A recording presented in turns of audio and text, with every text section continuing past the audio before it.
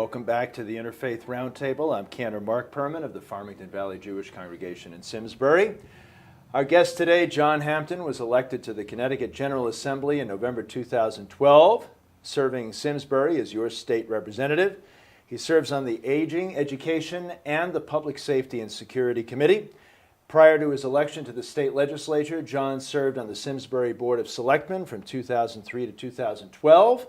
And as Deputy First Selectman since 2007. Welcome, John. Welcome. Thank you, Mark. Thank you. Appreciate it. My pleasure. The pleasure It's is great to ours. be here. You know, since I first heard you speak at the Avon Democratic Club, I could see that you were somebody who really, cared about public service and cared about the community and wanted to help make the world a little bit of a better place. Did you always feel that inclination, or is that something that came later for you? Well, first of all, again, thank you for having me on the show. I've enjoyed watching your program, and yes, I grew up in a town of Simsbury where volunteerism is the cornerstone of the community, and I also grew up in a family where it was unspoken that you did give back to your community. I grew up in a family of 7. And when you grow up in a family of 7, you quickly realize that there's more than just you in the world, and you learn how to interact with people and learn how to share and trust and be diplomatic.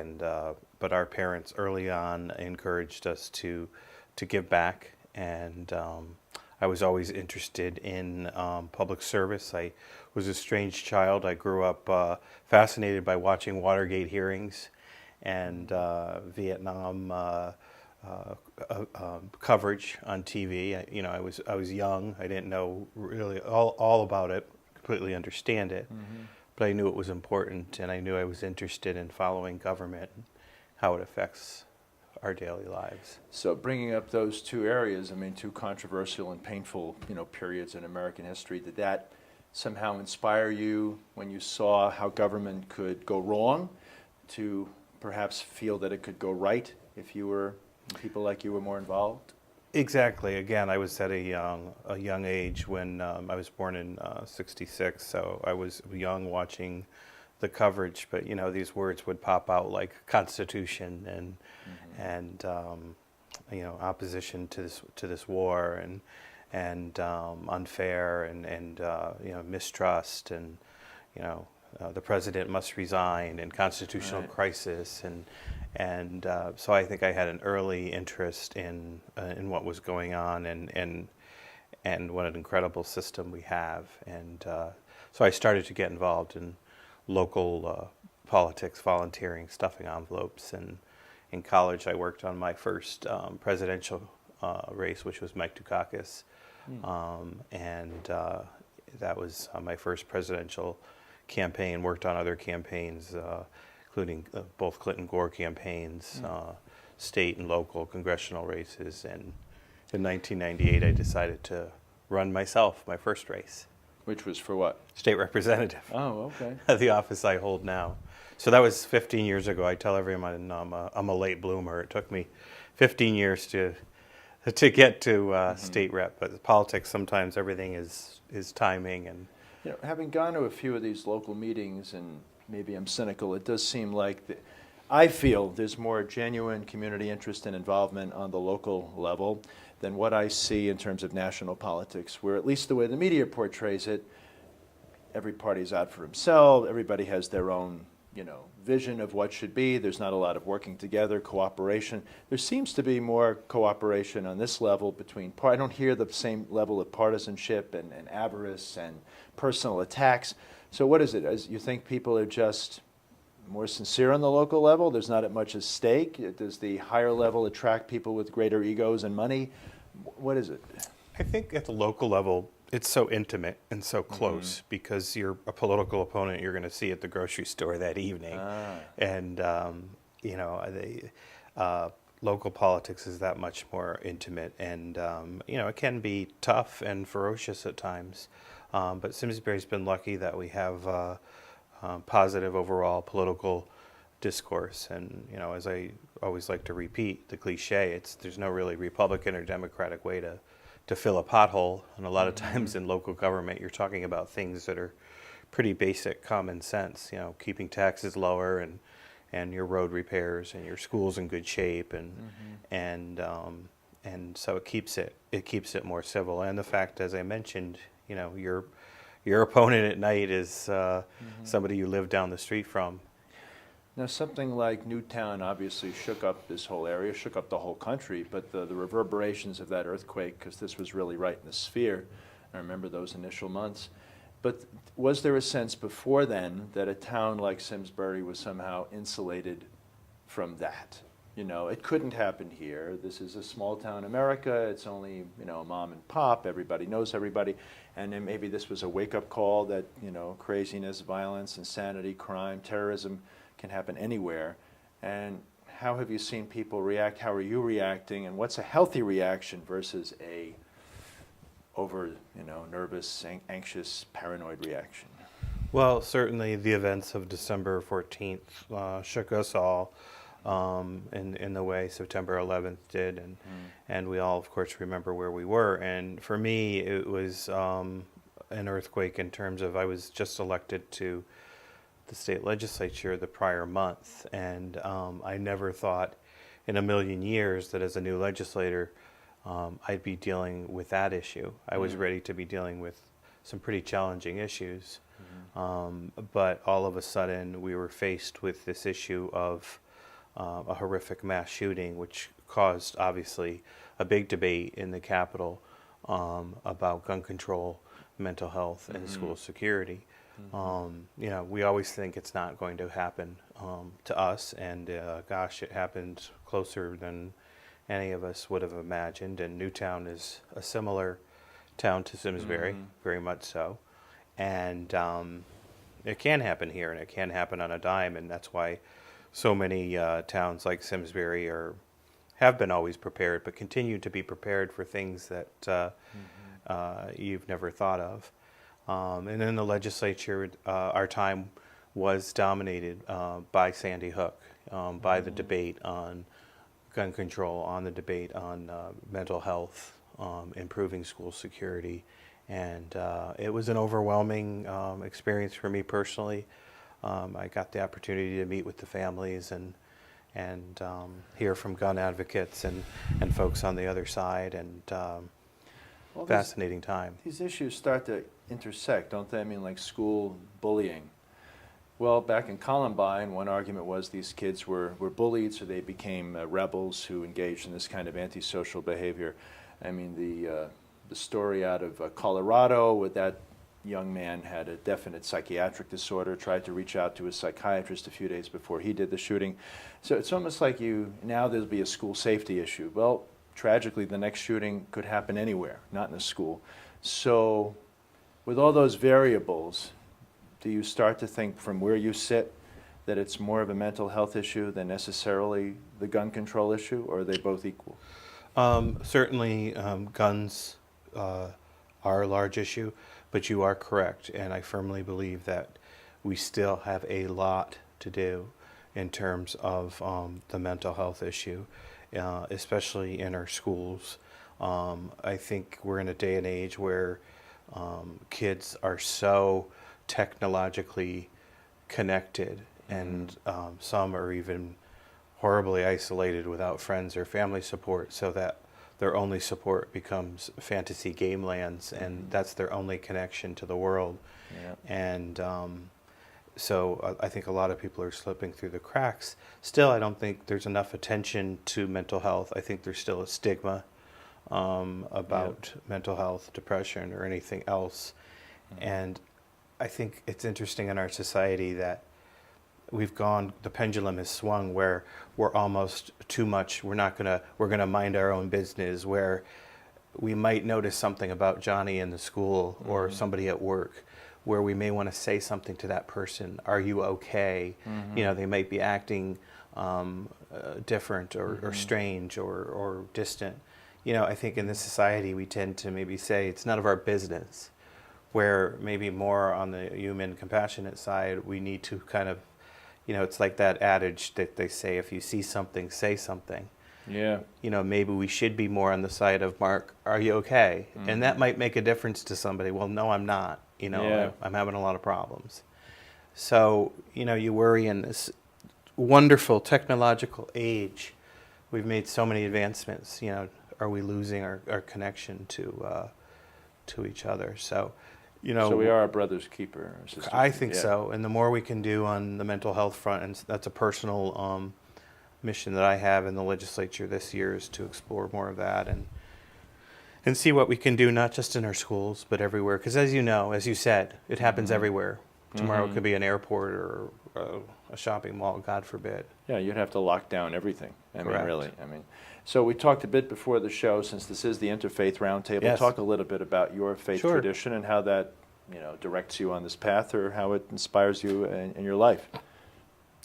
I am Roman Catholic. I was born in, like I said, a large, boisterous family of 7. And Were you the youngest? I'm number Oh. 7. You are. And of course, we all went to St. Bernard's Church in Terriffill, and had our first communions and confirmations and confessions, and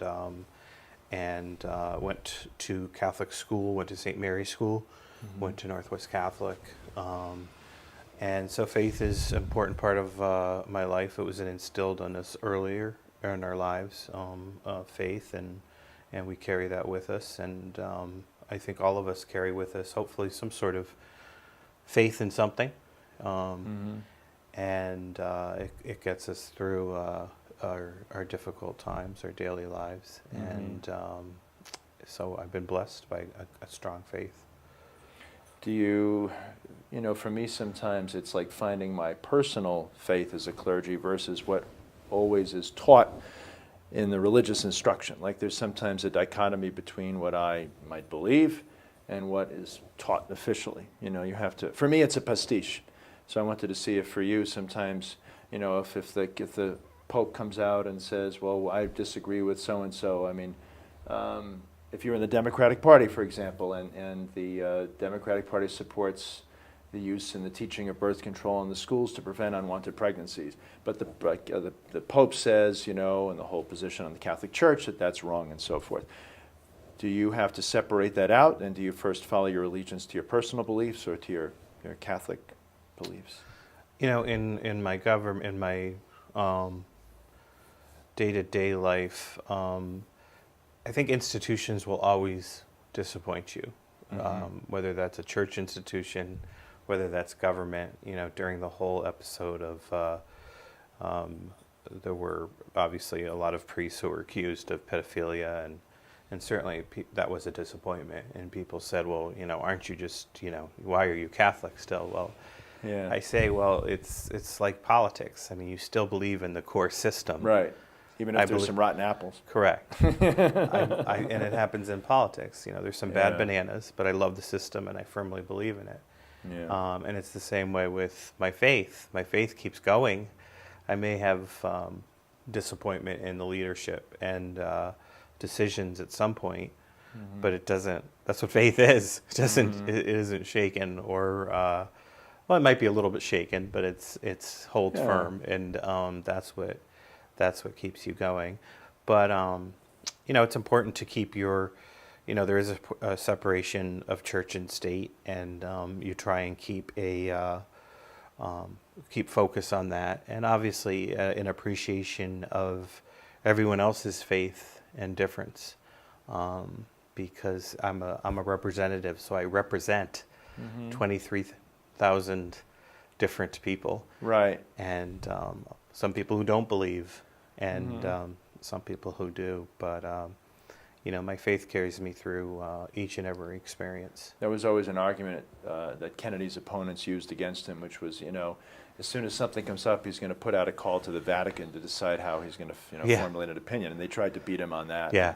He was able to circumvent it, because Yeah. the first Catholic to run, Al Smith, couldn't get past, I think, being a Catholic. And he might have been divorced too, which was like 2 strikes against him at Yeah, the time. that's about it. So Yeah. talk about some of the other committees you're involved in other community, and also how people can get involved without having to hold office. How would you Absolutely. like to get the electorate, the populace, more involved in what you're doing and what they're, what's happening around them? So when things go wrong, they don't just start complaining, but they go, you have a stake in this, you can help shape it. Politics is a noble profession, and I encourage everyone to get involved. And I've been blessed by the opportunity not only to represent Simsbury as a selectman, but now as a state representative. And I sit on the Aging Committee and the Public Safety Committee and the Education, Public Safety, and Aging. Yes, you said that, yeah. And See, you're aging. No. yes, exactly. I can't forget. I can't remember. But all these committees I wanted because aging issues are very important to me personally, Yeah. and I think underserved. And education, of course, and public safety. I wanted because I had served as chairman of the Public Safety Committee here in Simsbury, and we were dealing with all these storm emergencies. But as we talked earlier, Newtown happened, and the focus of that entire committee was mostly firearms. But what's frustrating a lot of times is people don't get involved in their local government, and a lot of times as selectmen, and you can talk to Mary or anybody else, when people didn't show up to, when 1% of the town shows up to the town meeting, Right. It's very frustrating. But I'm fortunate. I get so much correspondence from folks here in Simsbury, emails, calls, letters, and I love talking to them and hearing what they're thinking. And one woman was surprised I called her back, and I'm like, of course I'll call you back. I represent you. This is your government. I work for you. Well, that's rare. I mean, well, maybe not. That's It shouldn't be. It shouldn't be. I mean, we're not kings. We represent you. Yeah, that's And right. but to your question about getting involved, I mean, it starts as simple as making a call to the Lions Club or the Civitans here in Simsbury. As I said earlier, Simsbury has many volunteer opportunities, including I'm sure the synagogue does, my church does, the Bridge of Flowers, SCTV, and before you know it, you're meeting some incredible people and getting the benefits of feeling good after giving back. When you look at coverage of places like Arizona that have gotten so steeped into the whole immigration debate and all of that, do you start to get chomping at the bit for these larger issues? Do you start to think about, I'm getting a little tired of talking about how many trees should we have in the park? You're looking at the larger. Does that ever start to fire you up a little bit for? No, because the larger issues will visit you, as they did this past year, Newtown. I mean, I would have loved to have been talking about potholes and trees, and then all of a sudden, who knew? I mean, when I was door knocking and campaigning for this office, I probably door knocked close to 6,400 doors. Not one person mentioned gun control or school violence. And then all of a sudden, so those issues will find you. And, this year, who knows what will happen. Remember, we're still going to be talking about, I'm sure, gun control. And a legislator last year brought back up the death penalty issue, whether we should bring back the death penalty. And so, I mean, America is a big country, but it's a small country. And, the issues find you, and sometimes they're small and mundane, and then all of a sudden something like Newtown happens, and we became the focal point of the nation. No, I was doing a program at Doncaster the other day where I do music, and I always go to the library, and I saw this Harper's Magazine, and I would never read it otherwise, but there was a whole piece on how off the internet people can now craft and create their own guns. They don't have to buy them. If it's this caliber is prohibited, they can switch out, do this, do that, and as long as they don't sell it, don't travel across state lines, theoretically, they can do that legally. So that starts to me, as the article was describing, the whole argument about gun control becomes more and more moot because people can now create these things. And so what do you do then? It's you keep up, and with the legislation, the legislation changes and keeps up with the issues as they technology as moves, they develop, internet and technology and. Would you regulate the internet more as far as, would you want to see it regulated for like young people under 18, people who can, get access to things that might, someone who's already got issues, who's going to get immersed in certain violent subcultures and music with destructive lyrics about killing police or, abusing women and so forth. Would you want to see some kind of regulation on these? Because you have your freedoms, but yet I don't think the forefathers envisioned some of what we have now when they talked about freedom. I don't think they quite constitutionally thought that any speech, including destructive speech, well, I don't know. I'm asking you as a, Well, you know. it's a fascinating question that you bring up, and it's something that I dealt with personally this year in the legislature. And I'll quickly tell you the story. At the end of the session, the issue came up of the autopsy photos of the children from Newtown would become public in September of this year, Right. and available on the internet. And as you know, the internet is a place of wonderful information, but it's also the place of some really disgusting, vile things. There's findadeath.com where you can look at autopsy photos, of course, sexual photos, and all sorts of evil things lurk there. And those photos of those children were going to become public. And all of a sudden there was a debate to whether to create legislation that would ban access to them. And I struggled with that, because as much as I sympathized with those families of not wanting to have those pictures exposed, historically we've always been a society that has access to information. For example, I can go on and see Holocaust pictures to anywhere on the internet or and maybe seeing those pictures, or at least for me, still repels me and reminds me that evil still happens and those things can happen. We say never again, but it can still happen. So if we block those pictures from the internet and elsewhere, does it make us forget? Not that I want people using those pictures for. There are a lot of people who want to use it for bad purposes. What do the parents say? They absolutely did not want access to them. Of course, you're a parent, and I heard that loud and clear talking to them. And ultimately, I voted, and we all voted, to mimic the federal law of freedom of information, which in essence blocks those photos from public access. How does freedom of information blocked? Yeah, the way the Freedom of Information federal law will protect those pictures. Oh, I see. But another part of me says, well, you know what? Their Kennedy autopsy photo is still on the internet, and there's other pictures. What if somebody someday looks at a picture in a different way and solves a crime? So it's a tough one. It's a tough ethical debate, and with the internet, it's just fraught with constitutional challenges. And so as a legislator, I dealt, and that was tough to deal with. So is this the plateau for you? Is there a part of you that aspires to a higher office, like in Congress or something like that? I am so excited right now to be Simsbury State Representative, and I'm happy where I am. And I was thrilled and blessed to have had 9 years as a selectman, and it's an honor to grow up in a town and to be able to represent my town now at the state level. It actually was a dream fulfilled because I always wanted to do it. And so right now I'm enjoying every moment of it and savoring it and thanking the people that put me there. And I love my town, and I've loved my first year as a freshman legislator. I learned incredible amount, and there's so much to do.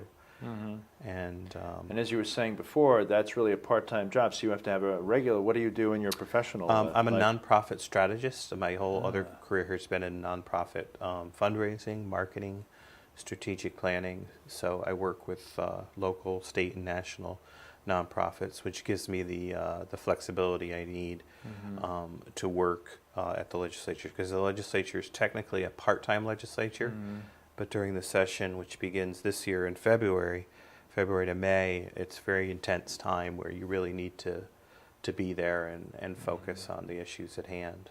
Is it, I'm not sure, is it mostly Democrat, Republican? Is it equal? Is it, what's the way balance? Our state right now is we have a Democratic governor, as you know, a Democratic congressional delegation. We have the majority in the Senate. Senate is 36 members. In the House, it's 151 members. The Democrats have, I believe we now have 98. So we have a solid majority. In the minutes we have left, speak quickly, because I've only been here 2 years, and I just listen. I don't know much about Connecticut politics. But what I'm hearing is people saying this state is not business-friendly enough. the tax situation's hurting businesses. Businesses are leaving Connecticut, and it has to change. Is that true? To a large extent, it is true. We do need to be more business friendly. I think that we need to stop over-regulating businesses, especially small businesses, and encourage businesses to live and to settle and stay in Simsbury and keep younger people here. And we've made some strides through the legislature, through the Small Business Express program and the First Five program, and the governor's made some huge strides in trying to change the climate. But there's a lot more we can do.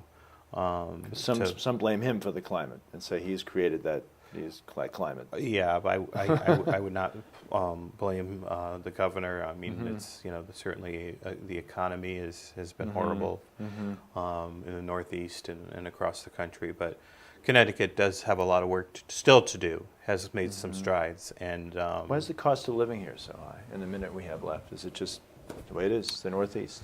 Well, the Northeast is hard, and I think our industrial and manufacturing base is not where it should be, and we aren't doing enough to encourage younger people and older people to stay and live here.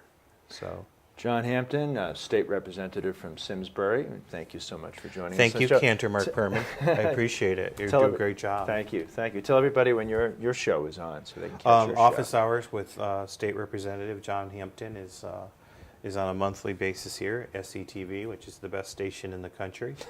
And folks can always contact me via email or phone, and I love hearing from my constituents, and it's a blessing to represent them at the state capitol. Thank you for having me today. My pleasure. Appreciate it. My honor.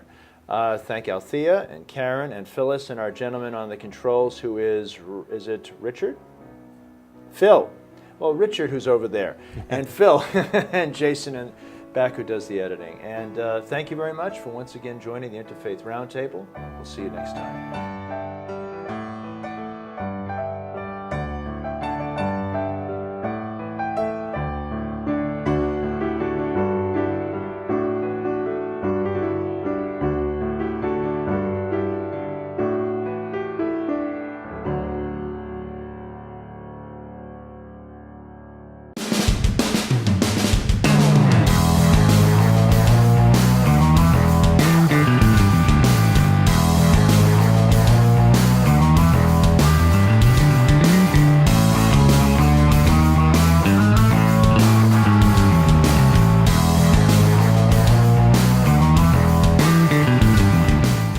Funding for Simsbury Community Television is provided in part by contributions from viewers like you.